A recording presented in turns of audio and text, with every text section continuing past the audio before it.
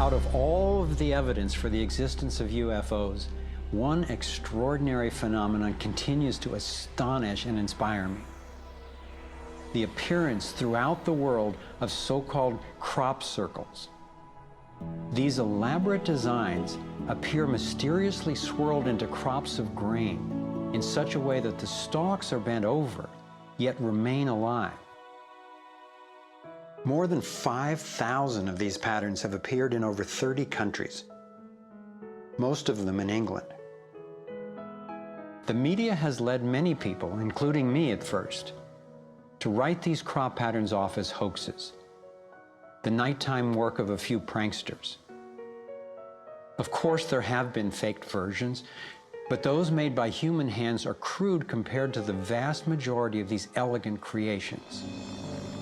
Could hoaxers have created all 5,000 of these patterns?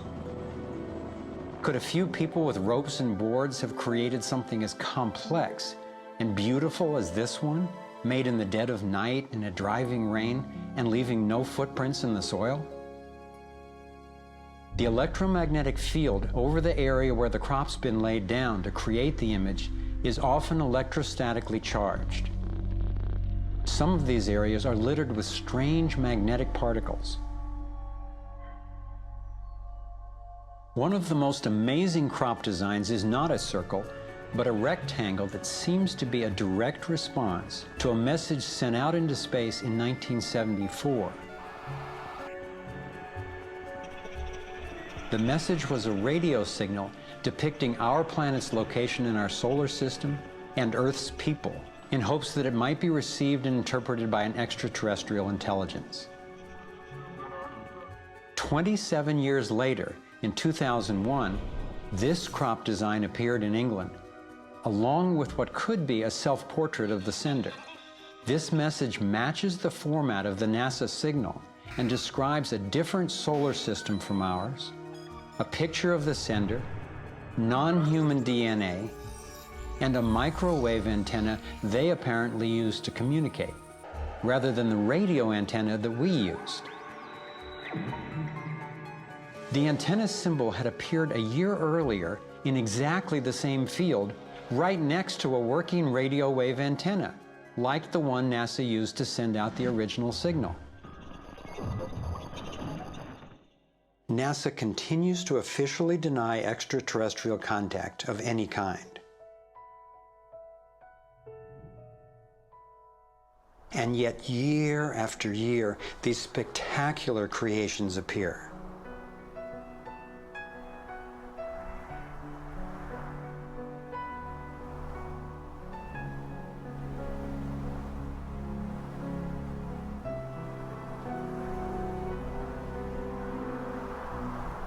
So what might these remarkable designs mean? Here are some two-dimensional versions that seem to be revealing the torus in 3D.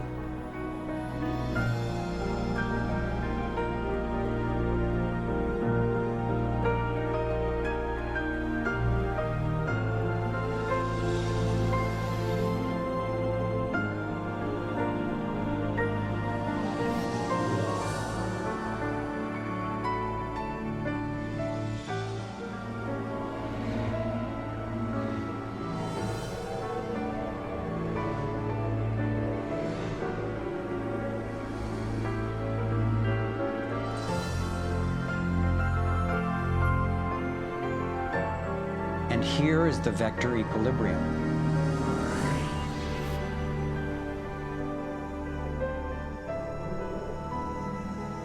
And the related pattern of 64 that we saw encoded in the arts of so many ancient cultures.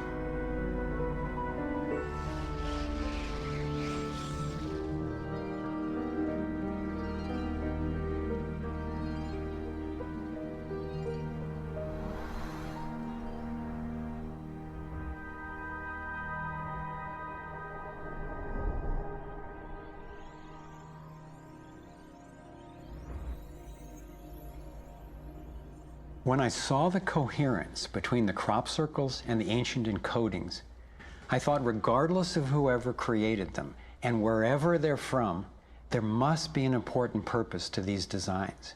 They're so coherent. I've come to believe that the pattern of the torus and the vector equilibrium, especially in the form of the 64 tetrahedron crystal, is showing us how energy works in the universe so that we can learn to align with it. I believe that they're giving us a model for accessing energy in a clean, safe, and limitless way, and a new means of propulsion.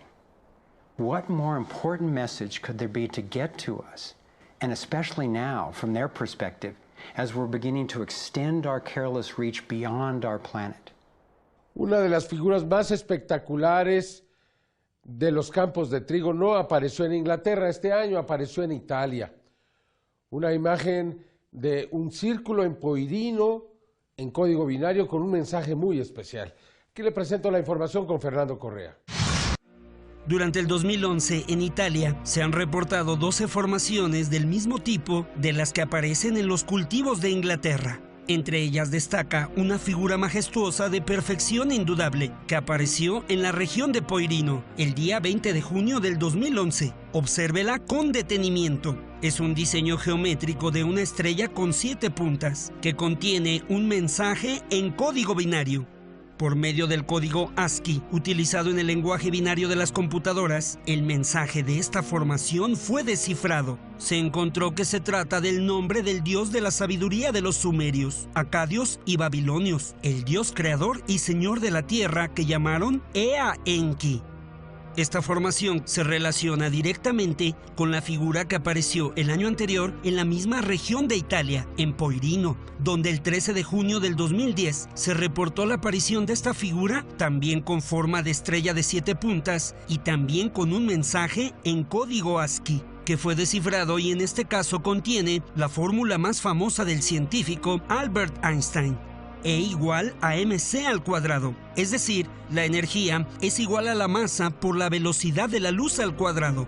Ahora observe con toda atención esta comparación, y en las dos figuras aparecen mensajes codificados usando un lenguaje universal del código binario que emplea solo 2 números, el 0 y el 1. Hay que considerar que en el código ASCII, cuyas siglas en inglés significan Código Estadounidense Estándar para el Intercambio de Información, existen 95 caracteres numerados que son descritos con 8 bits de información. Es decir que, por ejemplo, los 8 bits 01, 00, 01, 01 equivalen a la letra E. Ahora veamos cómo se descifró el mensaje de la formación de Poirino del 20 de junio del 2011. Entre los picos de las estrellas aparecen filas de círculos llenos y vacíos. Un círculo lleno significa el número 0 y un círculo vacío significa el número 1. Iniciando por la fila de la extrema derecha encontramos la letra E. Luego la siguiente fila equivale a la letra A. Después se repite el patrón y equivale nuevamente a la letra E. Le sigue la letra N. Luego la letra K. Después la letra I. Y al final aparece un espacio. Así es como se puede leer en esta formación el nombre del dios creador Enki, que de acuerdo a la leyenda épica de los acadios, la crónica de Atrahasis, Enki es el creador de la humanidad, quien utilizó un homínido ya existente en la tierra y lo manipuló para hacerlo un nuevo hombre capaz de entender el deseo de los dioses. Ahora observe con atención cómo se descifró el mensaje de la formación de Poirino del 13 de junio del 2010. En este caso, adentro de cada una de las 7 puntas, existen círculos que contienen puntos distribuidos de tal forma que en el código decimal ASCII equivalen a una letra o carácter. Se puede leer a la izquierda el inicio del mensaje con la letra E, luego el signo igual, después la letra M, le sigue la letra C. Luego el símbolo que equivale a elevar a la potencia y al final el número 2 que significaría al cuadrado.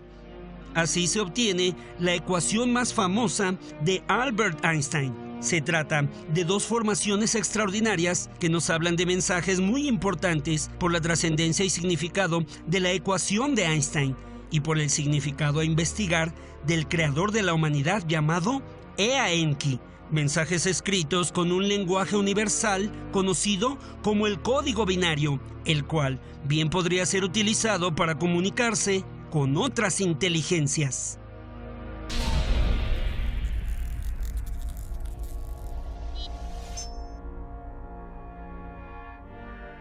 People know now that there is a cosmic frequency of 432 Hertz that is encoded into the pyramids. This information was given to us a long time ago, but people haven't decoded it.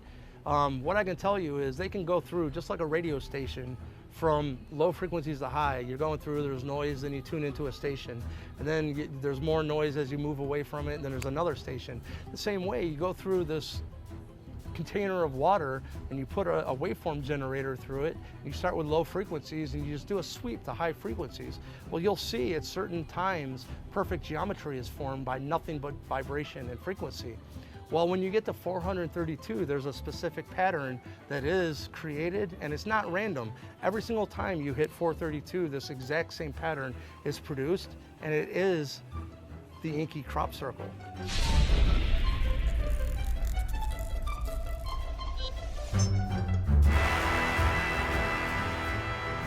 I'm a creative technologist, and the focus of my work is on public installations.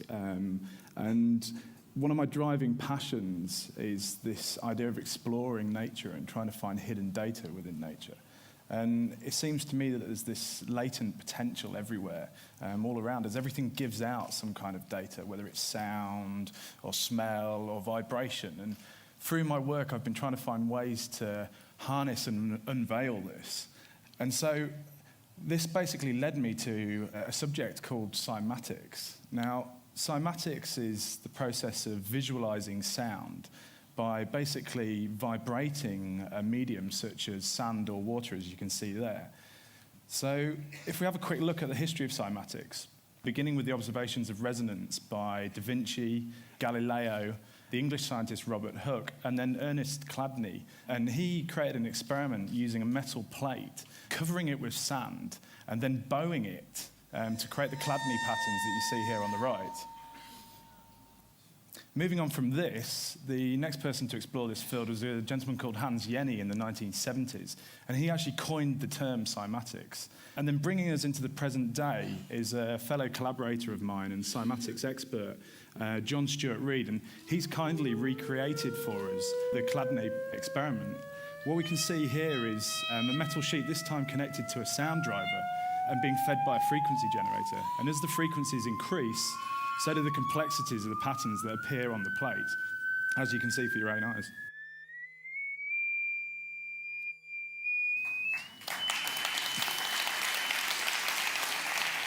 So, what excites me about cymatics? Well, for me, cymatics is an almost magical tool.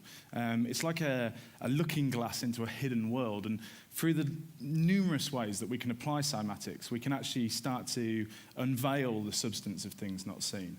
Devices like the cymoscope that you can see here are being used to scientifically observe cymatic patterns, and the list of scientific applications is growing every day. For example, in oceanography, a lexicon of dolphin language is actually being created by basically visualizing the sonar beams that the dolphins emit, and hopefully in the future we'll be able to gain some deeper understanding of how they communicate.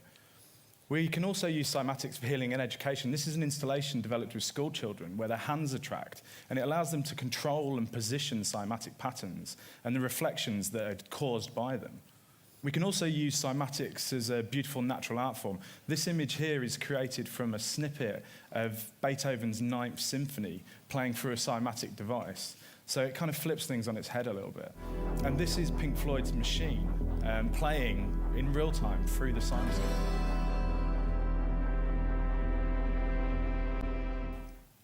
We can also use cymatics as a looking glass into nature, and we can actually recreate the archetypal forms of nature. So, for example, here on the left, we can see a snowflake as it would appear in nature, and then on the right, we can see a cymatically created snowflake. And here's a starfish and a cymatic starfish, and there's thousands of these.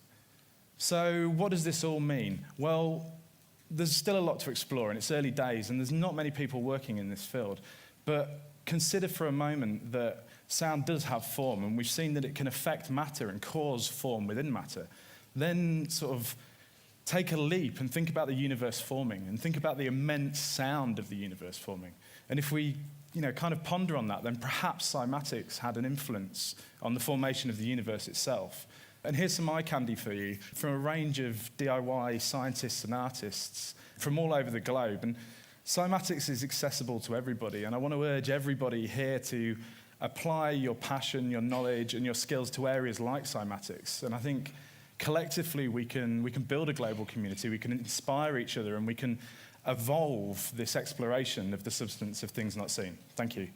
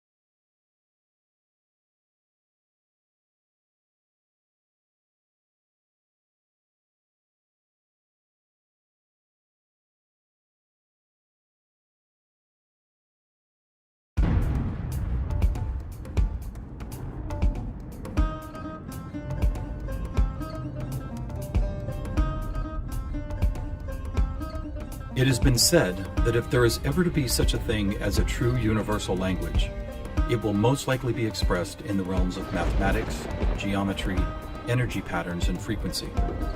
Could it be that this language, or at least the foundation of it, already exists here on Earth? Is it possible that over the course of thousands of years, we have been somehow guided in the process of creating this new form of communication? And if so, what type of information will be conveyed through it that could not be expressed any other way? In the search for answers, we must be prepared to trek through both time and space, to open our eyes and minds wide enough to notice compelling coincidences, and to stand back far enough to see if the building blocks of some kind of mathematical, spatial, frequency-based language emerge. But before we begin our journey, we will pause here in the present day to notice some of the ways that we measure and tabulate the world around us. This is an important step, for how we count and measure things can be as revealing as why we count them. First, we will take a look at the way we measure time. For all practical purposes, the smallest unit is 1 second, and we all know it takes 60 seconds to make a minute, and then 60 of these minutes to make an hour.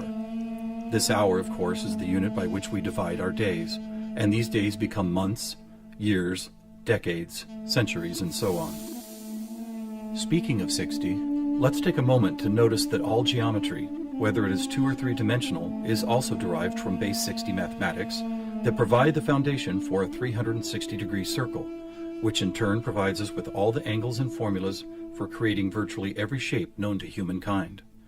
Now let's look at how many cultures from all over the world have chosen to count and group things. Right away, we see that we have been attracted to the number 12. 12 eggs in a dozen, 12 months in a year, 12 inches in a foot, 12 signs of the zodiac. Strangely, whether it's tallying disciples or mythical gods, the number 12 appears often in the telling of our greatest stories about ourselves. And what about distance? Your local town might be measured in meters or other units, but when we talk about measuring our planet, the standards we all use revert back to base 60 units of miles, minutes, or geometrical degrees. Are you noticing the pattern here? We seem to be encountering a lot of 12s and 60s. Are they related? And if so, how? To answer that piece of the puzzle, we must travel roughly 5,000 years back in time to visit the ancient Sumerian culture of Mesopotamia, for here is where our 1260-based math comes from.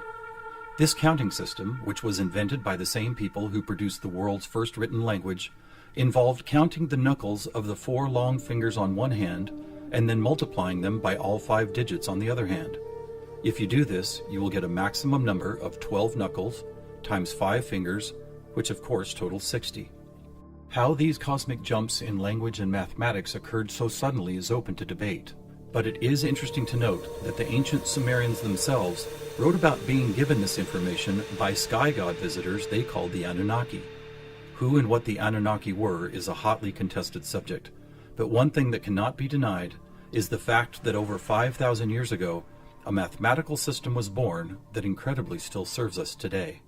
So now that we have our various units of measurement, all based on the Sumerian 1260 counting system, let's jump forward to a few pivotal moments in history and see what other numbers, patterns, and synchronicities appear. In the 6th century BC, on the Greek island of Samos, the famed mathematician Pythagoras led a school of thought that married philosophy, mathematics, music, and of course geometry. And while Pythagoras did not discover advanced geometry, he did apply it in new ways, especially to music. For instance, he noticed that when a tauten string was plucked, it would create a tone. And when that string was divided in half, it would make the same tone only twice as high in pitch. Pythagoras then came up with numerical ratios based on harmonic fifths, and this led to the creation of the musical scale found at the root of most modern music. It is important to note that according to Pythagoras, all musical notes were found by using mathematics, and as such were given number values according to their placement in a kind of master grid. For instance, by using fifths beginning from note number 1, he was eventually guided to note 27. And to find the same note twice as high in pitch, he simply kept doubling it to 54, 108, 216, 432, and so on up the scale. If you've ever heard of Pythagorean tuning, you know that the number 432 is quite important. To Pythagoras himself, it probably wouldn't have stood out more than any other in his numerical grid. But in our quest to find a universal language based on mathematics and frequency, this particular note represents a significant piece of coincidental evidence. You see, many ancient musical instruments, from Tibetan bowls to Native American flutes, happen to produce the same tone, a tone that vibrates at 432 cycles per second. That's compelling, but even more intriguing is the fact that Pythagoras was not calculating vibration cycles to find tone 432. It just happens to be the same number. What's more, for decades, most modern musical instruments were also tuned to this same 4th octave A, with a value of 432 cycles. How could this be? Who chose this particular note as the keystone for instrument tuning, and more importantly, why? Here is where a deeper mystery begins to emerge, and to explore it, we will need to go back to Pythagoras' other passion, geometry. It is not an exaggeration to say that to Pythagoras and his disciples, geometry and math held a key to the nature of all life everywhere, and maybe it does. Let's look at the first 4 geometric shapes, the circle, triangle, square, and pentagon. In each of them are angles of degrees that, when added together, always total a specific number relative to that particular shape. For instance, if we take a triangle, The sum total of all three interior angles is always 180. For both the square and circle, it is 360. For a pentagon, it is 540. Now at this moment, let's step back and look at these numbers in a different way, as there seems to be something about them that reaches beyond a simple sum of angles. Did you notice that they happen to be in the same numerical neighborhood as tone 432? What's more, they all add up to 9, just like 432. As an experiment, let's take a look at the numbers found in basic geometric shapes, then apply those numbers as vibration cycles to hear the tones they produce. First, let's listen to what the 180 total degrees contained in a triangle sound like.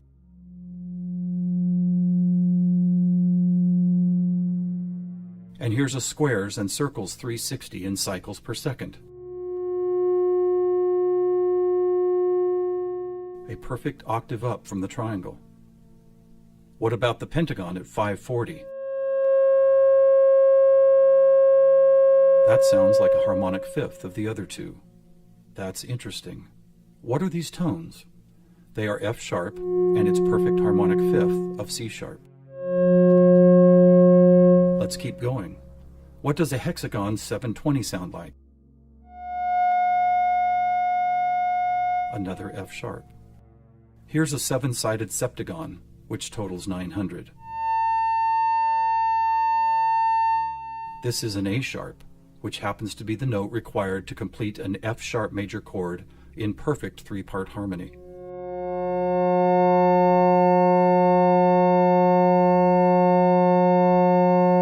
And finally the octagon, where we get 1080, another C sharp. Suddenly, geometry is expressed by tones, and these tones just happen to create the most beautiful form of music, a perfect three-part major chord in the key of F sharp.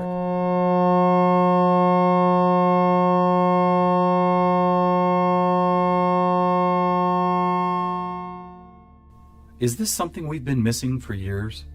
Is it important? To the famous philosopher and mathematician Plato, the answer would have been a resounding yes, for it is Plato who advanced the study of two-dimensional geometry into three-dimensional geometry, and who began to recognize that nature, whether expressed as a tone, the petal design of a flower, or the spiraling design of a seashell, seemed to follow a 3D mathematical pattern. In fact, it became an obsession of Plato to try and find the simplest three-dimensional geometric shapes, and his quest ultimately revealed what we now call the Platonic Solids. In essence, these forms represent the most elemental construction blocks found both in human-made and natural forms. So let's see if and how they fit into our geometry tone grid. First, there is the Tetrahedron, or a three-sided pyramid comprised of 4 interlocking triangles. As we did before, let's add up all the angles found in those 4 triangles. The answer, 720, which we have already seen is the tone F sharp.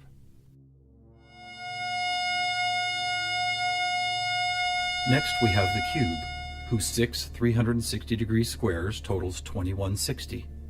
What does it sound like?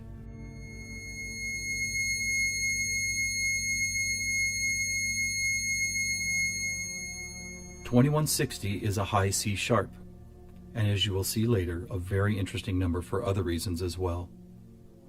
Next up is the octahedron.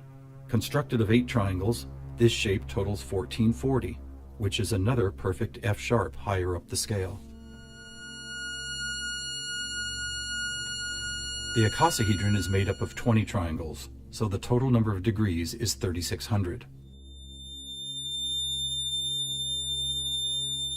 As a tone, 3600 vibration cycles create the A sharp needed to complete yet another F sharp major chord that sounds like this.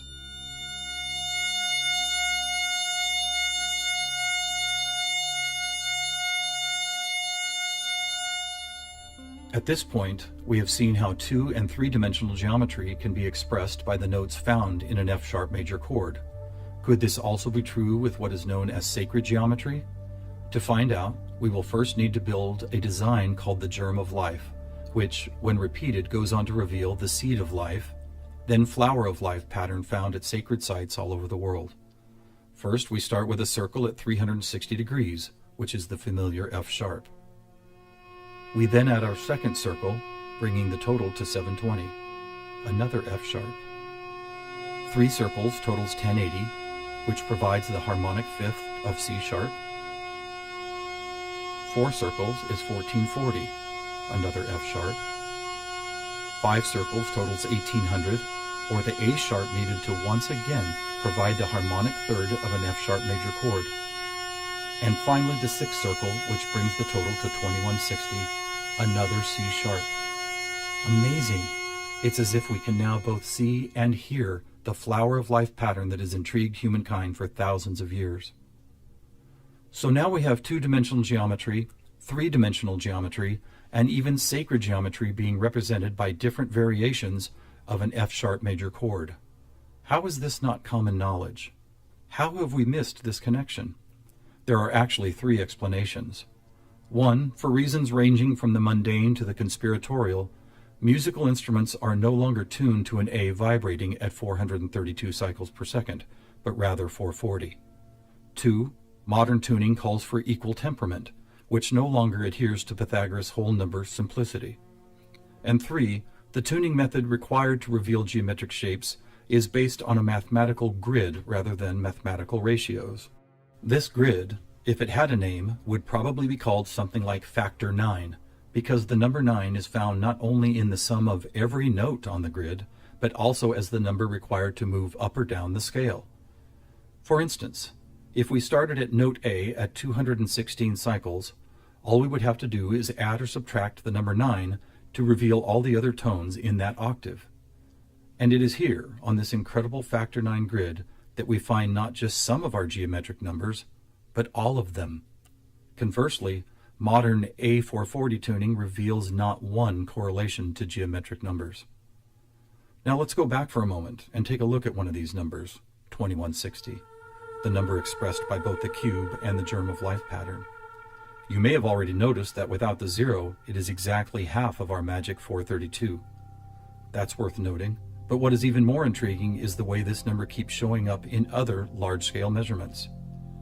To discover one of these measurements, we will need to jump forward from Plato's time to when the Mayan civilization was flourishing. Roughly 1500 years ago, Mayan stargazers were the most accomplished astronomers the world had ever known.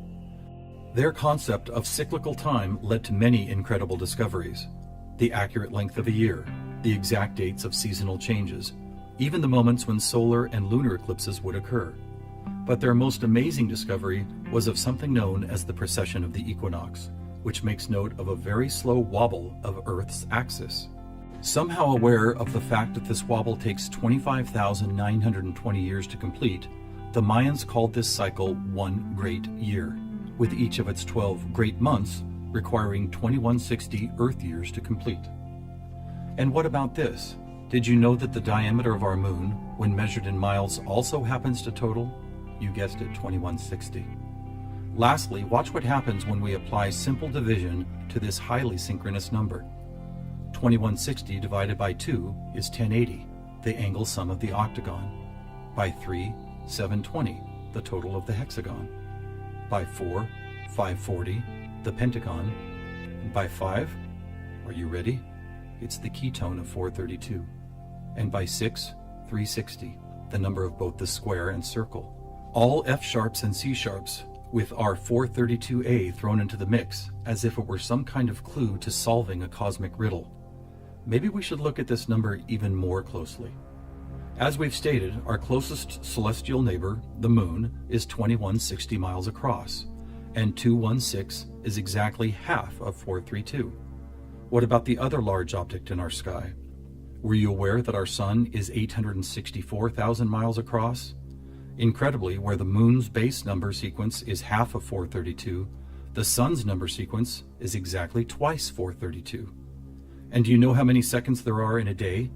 86,400, or 43,200 for the 12 hours of day and 43,200 for the 12 hours of night. Or try this. Take the 360 degrees found in the circular shape of our sun and moon, and then multiply it by the 12 hours of either day or night. The answer, 4320. Or how about this? What is the only whole number that when squared comes to within 0.01% accuracy to measuring the speed of light? 432. What is going on here? We have all these different things: Earth cycles, time and celestial measurements, geometry, sonic frequency, yet they are all represented by the same numbers over and over again. To answer that, we must search for the factor common to all of them, and that common factor is the 5,000-year-old Sumerian 1260 counting system. It is what gave us the inches to a foot, the seconds to a minute, and the 360 degrees in geometry. It's almost as if the sky god visitors, who the Sumerians called the Anunnaki, provided humanity with a counting system that would lead to the discovery of these synchronicities. Could it be that the number 432 really is some kind of cosmic key that unlocks a language of higher understanding? And if so, have these sky visitors ever been back to make sure we don't miss the importance of the 432 matrix? One possible answer can be found in the story of a man named George Van Tassel, a respected aeronautical engineer who believed he was contacted by extraterrestrial beings in the early 1950s. During this encounter, Van Tassel said he was provided with a mathematical formula that could be used for everything from time travel to sound frequency healing, and which he used to build the world-famous Integratron near Joshua Tree, California. What is this formula? It is F equals 1 over T, or frequency equals one particular something divided by the number of time. Well, what if that one something was the biggest one on our planet, the one great year of 25,920 discovered by the Mayans? And what if the number for time was the most logical choice of 60? Suddenly, this mysterious equation is expressed as frequency equals 25,920 divided by 60. Are you ready for the answer? It's 432. Not only the frequency that instruments all of the world have been tuned to for thousands of years, but also the number that reveals the synchronistic nature of life on this planet.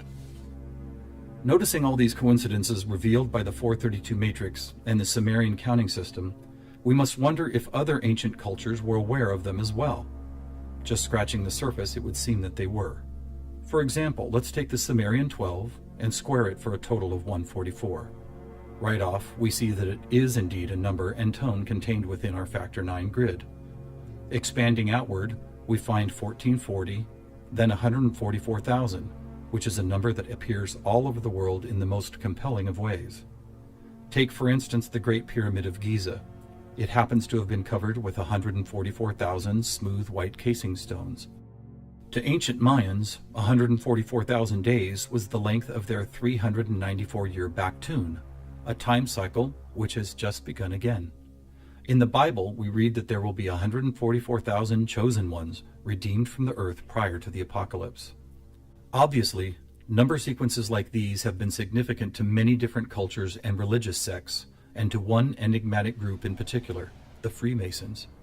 Were the earliest Masons, the supposed keepers of sacred information, also aware of the factor 9 grid, the 432 key, and the number 144,000? Their infatuation with the numbers 3 and 13 might be telling. For instance, if you divide 144,000 by 432, the answer is 333.3 into infinity.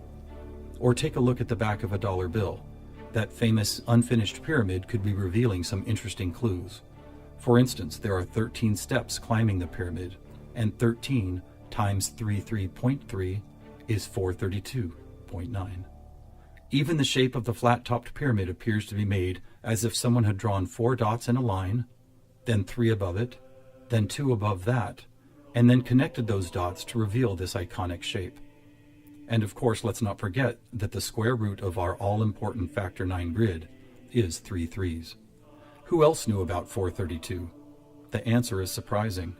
In India, large cycles of time are called Kali Yugas, and each one is 432,000 years long. In fact, the number 432 appears so often in sacred structures and myths, from Stonehenge to the pyramids, that author Joseph Campbell could not help but see it as the most important mythological number in history. So what do we have here? What is it that's trying to be expressed by all of these coincidences? One answer is that over the course of history, we have been somehow guided toward both the subconscious creation and eventual conscious recognition of a grand pattern based on frequency, mathematics, time, space, and geometry. Quite possibly, these synchronistic numbers, Shapes and tones represent the building blocks of a language that we do not yet fully understand, but could turn out to be the most important language we will ever learn. How will we use it? Who will we be conversing with? Time will tell. Thousands of years ago, from locations all over the globe, various prophets, shamans, and seers described an era when humanity would make some kind of cosmic leap into a next level of consciousness. Here, at the dawning of the age of Aquarius and the start of a new Mayan Baktun cycle, maybe it's happening.